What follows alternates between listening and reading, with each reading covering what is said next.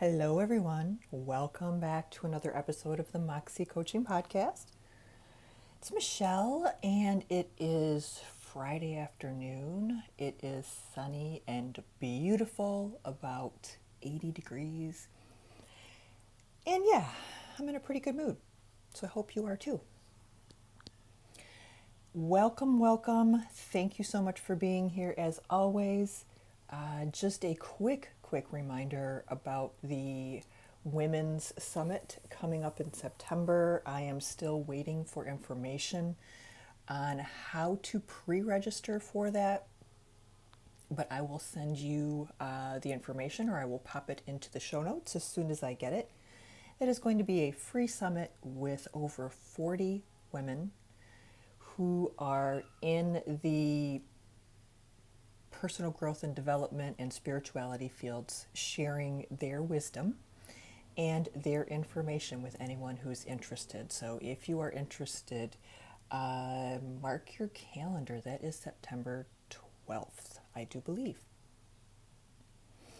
All right. So this week, we're going to talk about choosing questions for a spread.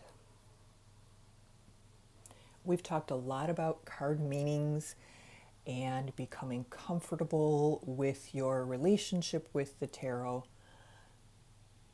but we haven't really talked a whole lot about spreads. And I know that I've mentioned a couple times that I often will read cards without a spread, but I think when you're getting started, it's really nice to have some guidelines. And there aren't a whole lot of resources that I've seen out there that are really focused specifically on choosing spread questions when you're trying to dig into your own stuff. Now, everybody knows that we glean a lot of meaning from the tarot by looking at each card and considering that card's meaning in relationship to the position in the card spread or in the card pattern. Basically, the way the cards are arranged and laid out on the table. New readers have a tendency to stick to the spreads found in books or online, and there are a ton of them. And that's great. That's a wonderful place to start. But if you're looking for something that allows you to truly tap in and dig into your own stuff, I'm hoping that this information is going to be helpful for you. So let's say that right now you are someone who is interested in learning how to read the tarot.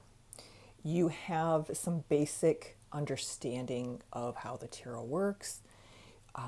You've been playing around with it a little bit, but you've been pretty much sticking to, spreads that you found on Pinterest or whatever. But I suspect, if that's the case, you may have found that the readings or the spreads are not meeting all of your needs. So what we're going to do is we're just going to learn how to meet your own needs and teach you how to structure a reading for yourself. Because unless you have things fully customized, there's only so much information you're going to be able to get. So, and this is my opinion, but I do this with all of my readings. Every reading that I do is just fully customized. I wouldn't say never, but I almost never look online for other people's readings. Now, I will say I'll pop on for, I am not by any stretch of the imagination an expert in the moon cycles as related to tarot and, specific readings that are done at specific times in the moon cycle. So that might be something where I would pop on and learn a little bit about that. But even then, I'm likely to tweak the card meanings, meaning the position meanings, not the meanings of the cards themselves, but the position meanings to suit my needs. because there's no point in spending time doing a reading if you're not going to get the information, or at least you're not setting yourself up for the possibility of getting the information that you want. And in some ways, this is just a caveat, but in some ways, this is also related to forming your questions. So remember that the tarot is going to provide you with results based on what you ask it for, not on what your head wants but isn't able to articulate. And that's a frustration that I've had. It's like, come on, how I'm having a hard time articulating what it is I'm looking for. And the tarot just sometimes feels like it's being a butt and not not saying, oh, I get it. Okay, this is what you're looking for. But it doesn't. So this is another way to customize things and get the most out of your tarot experience and the time that you are setting aside for your own personal growth and development. If you are a brand new beginner, then I suggest sticking with a few very simple 3-card spreads, and stick with those, just like so many of the teachings out there recommend. Stick with past, present, and future, or situation, gifts, and challenges. Keep it small, keep it contained, and then within those 3 categories, you can play around with your card meanings. So for example, you can create or formulate a question that is very much specific to you and still in the past position of the spread. And that is what's going to give you the most flexibility as you're learning, but keep you within a structure that, you still have your training wheels on. Now, if you're someone who is ready to explore this a little bit more deeply, say your card meanings a little bit more, you have begun to develop a sense of how all of the pieces of the tarot and the spread, everything fits together, you're going to likely recognize that there are a lot of consistencies among readings. So, you're one of the people that has been around the block with the tarot a little bit, enough to have some experience under your belt, and enough to be able to start to recognize when you see a pattern, or when you see a consistency or a synchronicity.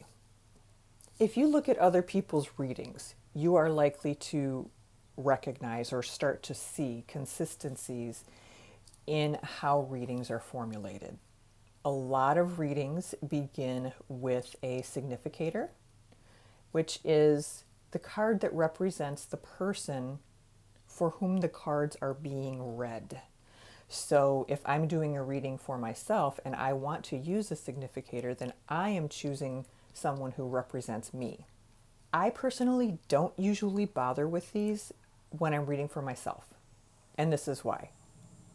I assume that any card that comes up in a reading that is focusing on me and my stuff will potentially be a reflection of myself anyway.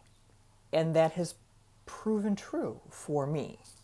So I don't often choose the significator. I wait to see what the cards are showing me, what I don't know is coming up as a reflection of myself at that time. And to me, that feels a little bit more valuable than making that distinction for myself. Now, if you are reading for someone else, significators are great. So that's another topic. So in addition to the significator, there are a few other what I call regulars that appear in various formats, but appear in many, many, many, many readings. And especially readings that are specifically designed to tap into our own stuff. Other types of readings, are going to have other similarities. But the cards that come up in these types of readings are cards that are typically reflecting You, your conscious, your unconscious, the past, the present, and the practical steps that we can take to resolve our problem. So we're just going to go through these really quick.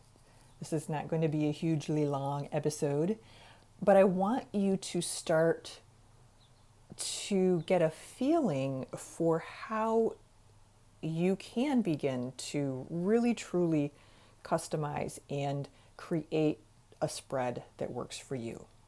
All right. Typically, cards that are related to personal growth and development, tapping into our own stuff, will have a position for a card that is labeled in some way, shape, or form, or relates to you specifically in one way, shape, or form. So questions that you might want to choose, and this is kind of like a menu system, and I will post the list in the show notes so you can see what I mean. But if you take this list that I'm going to provide to you and throw a dart at each one of the categories and pick one thing from each of the categories, you're going to come up with a reading. So it's Garanimals for tarot type of situation, if you have any idea what Garanimals are. So let's begin with the you. Questions like, who are you today? What's in your conscious awareness? What might be in your unconscious awareness that you need to dig up and take a look at? What are your thoughts?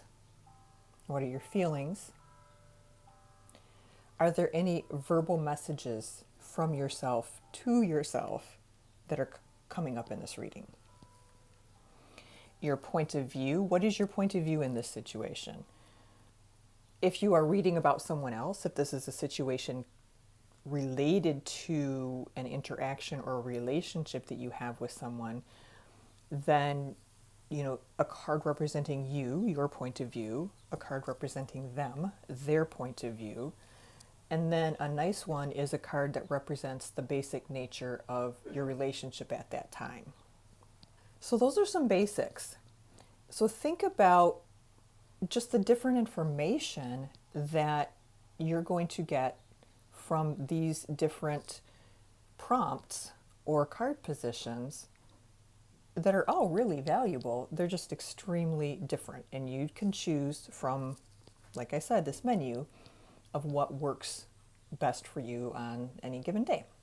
The next thing, most readings that are focusing on ourselves will bring up is some connection to your conscious and your unconscious.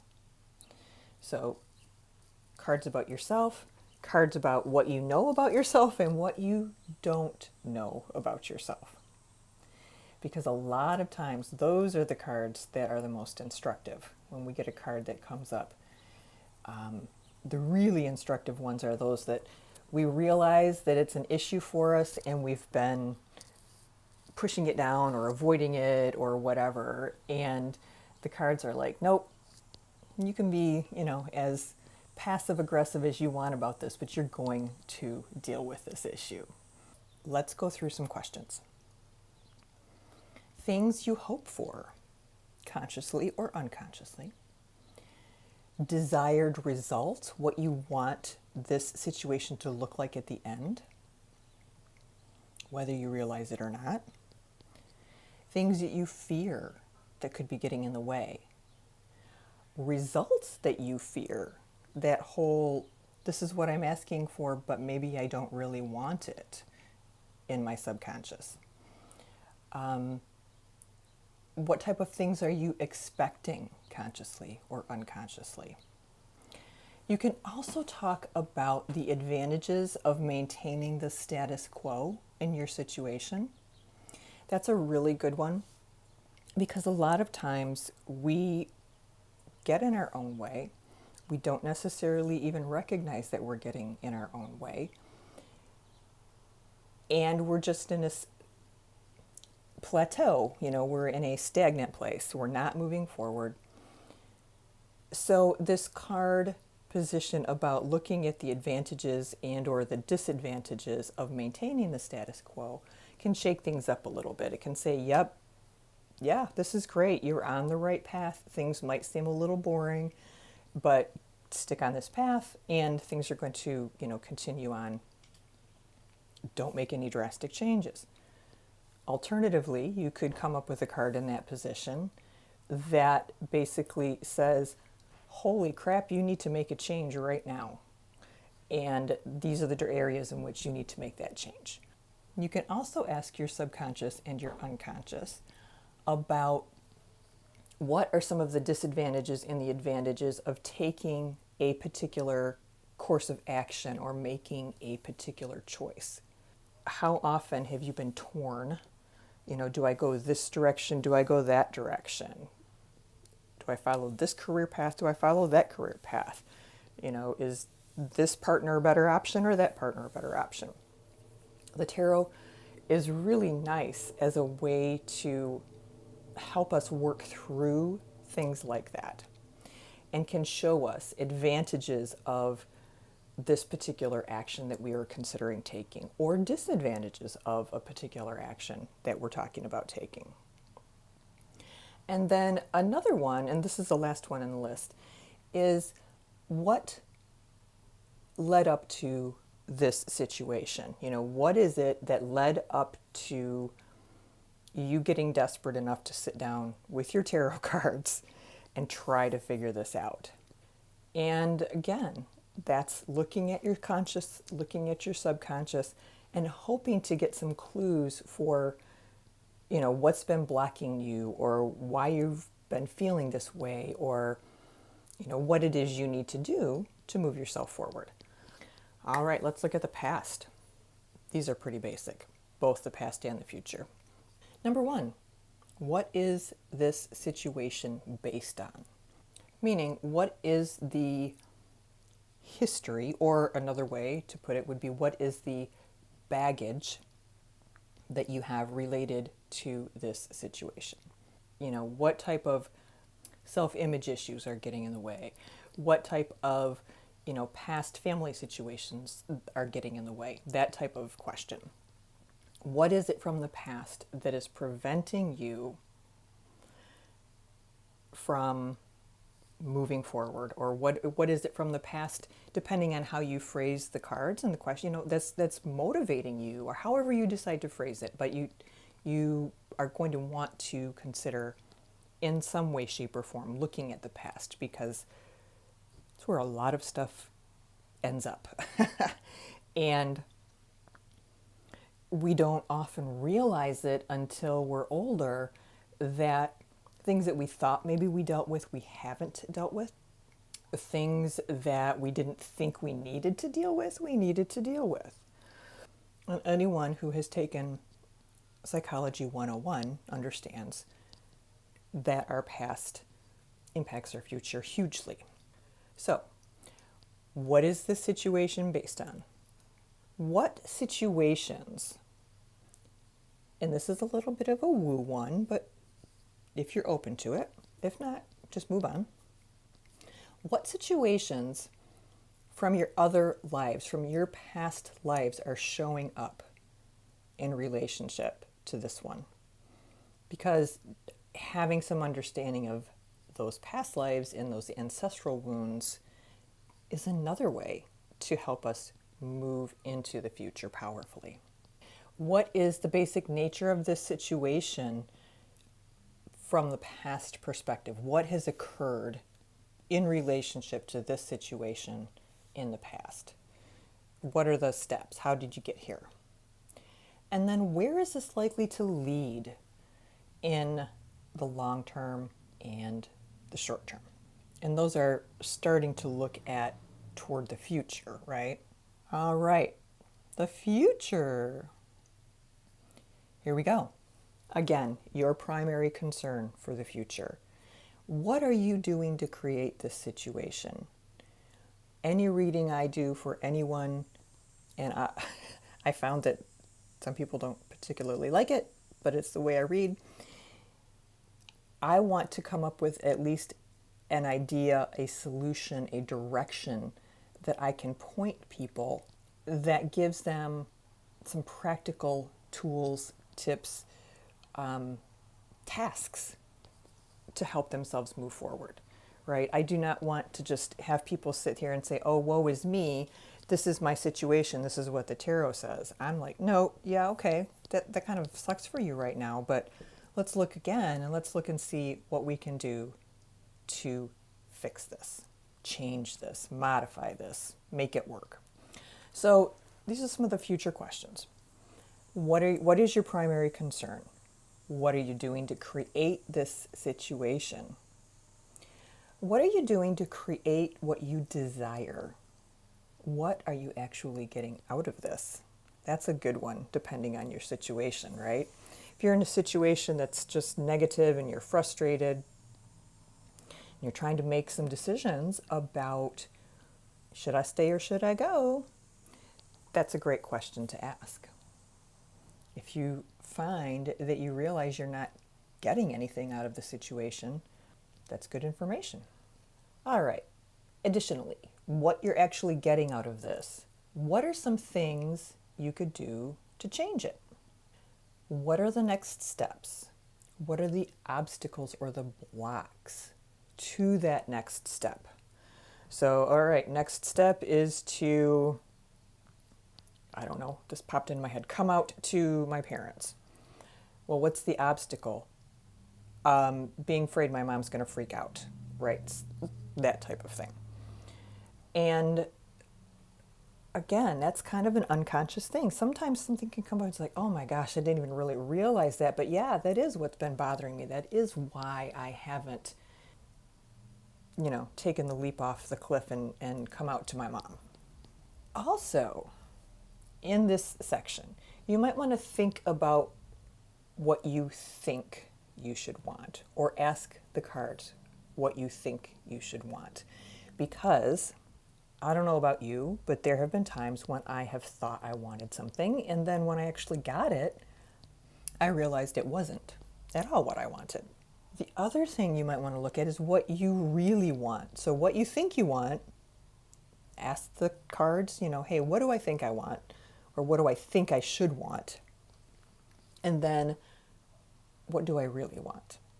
And take a look at the difference in those two cards.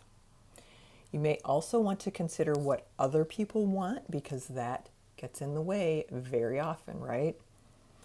If you're concerned about coming out to your mother, which is completely understandable, you are concerned about how she responds because she may not choose for you to not be straight.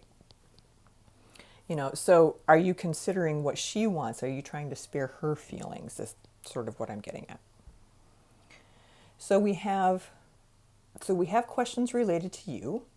We have questions related to your conscious and your unconscious. We have questions related to the past and the future. And now this is my favorite part. This is the part that I always add. And this is what I call the practical step card position or card or whatever you want to call it. And here are the questions that I will often ask. Variations of these, some of them, not all of them, pick and choose. What are 3 things I can do to move this process in the direction I want it to go? What are 3 things I can do to learn X, Y, and Z, to learn how to set boundaries? What are 3 things I can do to learn to stand up for myself? Okay. What are 3 things I can do to remember to do something or to consider something, right? What are 3 things I can do to remember and remind myself how dedicated I am to achieving this goal when I get frustrated, when I get sad, when I get down? What are some things I can do to remember that fire in my belly? And then lastly, we have a few others. How can I begin to heal? How can I support myself? How can my partner support me? The options are endless, clearly. tons and tons and tons and tons of options that you can come up with. But I wanted to present you with this basic formula. I wanted to give you the list of questions because as we're learning, it's not always really clear how to translate a reading. We all know how to sit down and look at a book and, do a reading for our girlfriend or something along those lines. But to really sit down and to use this as a tool for truly tapping into our own stuff, sometimes it's nice to have a little boost. And for those nerdy people out there like me who love the woo of the tarot but love the idea of having a formula, here you go. All right, so give these a try. I would be really curious to hear about what you think about how and if you do a lot of readings for yourself and if you use any of these types of questions. All right, everyone, that is it for this week. As usual, thank you so much for being here. Please remember to like and subscribe and all of those good things. And I will plan on talking to you next week. Have a good one. Bye-bye.